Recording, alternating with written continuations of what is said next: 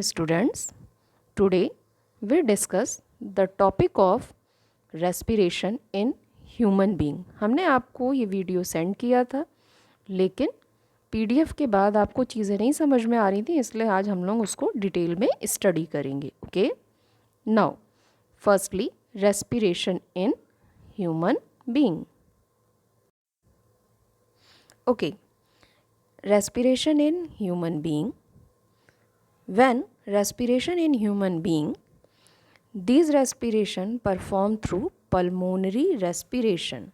In pulmonary respiration, two things consist, that is respiratory tract and respiratory system. Respiratory system का मतलब होता है बेटा कि कौन से ऑर्गन इसमें इन्वॉल्व हैं, और रिस्पायरेटरी ट्रैक्ट मतलब कहाँ से ये गैसियस एक्सचेंज परफॉर्म करा रहे हैं. Okay,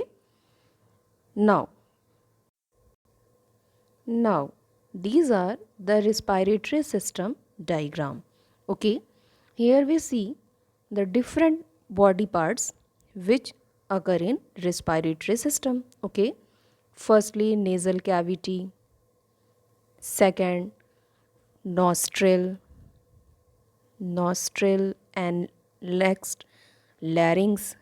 Larynx is also called voice box. Okay, then pharynx के बाद ट्रैकिया के बाद जहाँ से ये डिवाइड होना स्टार्ट करता है दैट इज़ ब्रोंकस के बाद bronchioles and last it enters into lungs.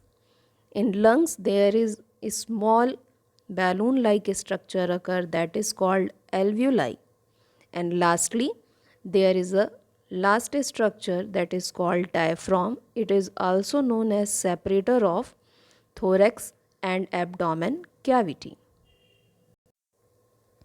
Again, respiratory system. अभी आपको बताया कि ह्यूमन बींग्स में रेस्पिरेशन पल्मोनरी रेस्पिरेशन होता है. ठीक, उसके बाद नेक्स्ट चीज़ें होती हैं कि जो हमारा रेस्पायरेटरी सिस्टम होता है उस रेस्पायरेटरी सिस्टम में दो चीज़ें होती हैं. एक तो हमारा रेस्पायरेटरी सिस्टम और एक हम लोग कहते हैं रेस्पायरेटरी ट्रैक्ट. आखिर ये दो नाम मैं क्यों बार बार ले रही हूँ? अब वहाँ पे लिखा हुआ है कि respiratory system consist of respiratory tract, क्योंकि मेनली रिस्पायरेटरी सिस्टम मतलब वो कंप्लीट ऑर्गन्स जो मिलके सिस्टम बनाते हैं वहाँ पे उसकी बात कर रहे हैं, जिसकी वजह से एक्सचेंज ऑफ गैसेस हो रहा है. और नेक्स्ट नंबर पे जो रिस्पायरेटरी ट्रैक्ट की बात कर रहे हैं उसका मतलब ये होता है बेटा कि आखिर ये चीज़ें कहाँ से बॉडी में एंटर कर रही हैं, जो गैसेस बॉडी में एंटर कर रही हैं वो कहाँ से कहाँ की तरफ अपना ट्रैक्ट शो करती हैं. ओके बेटा, these diagram show the proper respiratory tract. Firstly,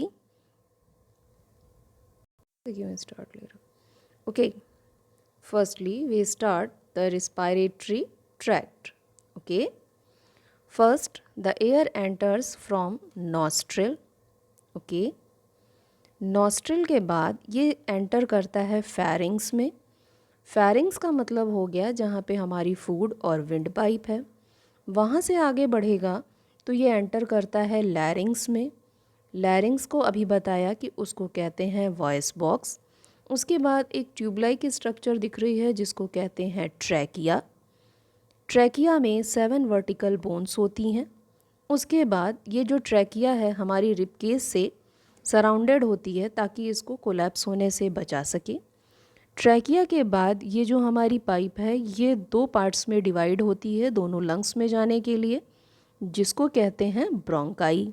okay, ये ब्रोंकाई लंग्स में जाने के बाद फिर स्मॉलर स्ट्रक्चर्स में कन्वर्ट होती है जिसको कहते हैं ब्रोंक्यूल्स. अब इस ब्रोंक्यूल्स के लास्ट पोर्शन पे अटैच्ड होता है एल्व्यूलाई. एल्व्यूलाई का मेन काम होता है क्योंकि यही ब्लड कैपिलरी से अटैच होती है, इसलिए ये डायरेक्टली वहाँ पे गैसियस एक्सचेंज को ब्लड के लेवल पर पहुँचाती है और ब्लड उसको वहाँ लेके जाता है जहाँ उसकी ज़रूरत होती है. Okay, now we explain the different parts and their function. Firstly, we discuss about pharynx. Pharynx अभी आपको बताया एक फनल शेप्ड स्ट्रक्चर होती है जहाँ पे मेनली हमारी फूड और विंड पाइप होती है। जो हमारी विंड पाइप होती है उसके ऊपर एक अलग सा स्ट्रक्चर होता है जिसको कहते हैं ग्लॉटिस। ग्लॉटिस उसका मेन काम होता है कि वो हमारी विंड पाइप को कवर करता है जब हमारी बॉडी में फूड का एंटर होता है। ओके, इसके बाद नेक्स्ट नंबर पे हम लोगों ने देखा था लैरिंग्स। जो लैरिंग्स होती है उसी को कहते हैं वॉइस बॉक्स। यहाँ पे दो वोकल कार्ड होती है जिसमें से एक वोकल कार्ड जो होती है वो पूरी लाइफ वर्क करती है और दूसरी वोकल कार्ड तब वर्क करती है जब हमें बहुत ज़्यादा किसी चीज़ में टेंशन है या एकाएक हमारी वो वोकल कार्ड वर्क नहीं कर रही है। दो वोकल कार्ड है लेकिन वाइब्रेशन एक ही वोकल कार्ड में होती है जिससे साउंड का प्रोडक्शन होता है। नेक्स्ट चीज़ आती है ट्रैकिया। जो ट्रैकिया होती है उसको अलग से विंड पाइप भी कहा जाता है। जो विंड पाइप होती है बेसिकली उसका काम होता है, वहाँ पे 7 वर्टिब्रल बोन्स होती हैं जो mainly ring shape structure ribcage से कवर्ड होती हैं जिसकी वजह से वो कोलैप्स ना करें। ओके, उसके बाद नेक्स्ट नंबर आता है ब्रोंकाई। ब्रोंकाई जो होती है वो ट्रैकिया जब डिवाइड्स हो जाती है तब उसी को कहा जाता है, जब trachea divides into 2 branches then it is called bronchi. इसका मेन काम होता है कि डायरेक्टली ये लंग्स के अंदर उन चीज़ों को पहुंचा सके। नेक्स्ट चीज़ें आती हैं वहाँ पे हमारा लंग्स। लंग्स जो होता है आपने भी देखा होगा कि दोनों का स्ट्रक्चर सेम नहीं होता है।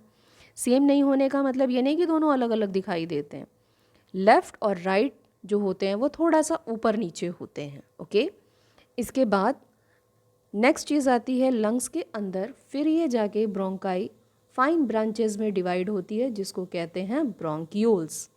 और ब्रोंक्यूल्स मेनली ये थिन फाइबर्स लाइक स्ट्रक्चर में फिर से डिवाइड हो जाती है ताकि प्रॉपरली वो अंदर तक पहुंच सके। उसके बाद लास्ट में होता है एल्व्यूलाई। एल्व्यूलाई को ही कहा जाता है फंक्शनल यूनिट ऑफ लंग्स क्योंकि मेनली सारा का सारा फंक्शन एल्व्यूलाई ही करती है। ओके,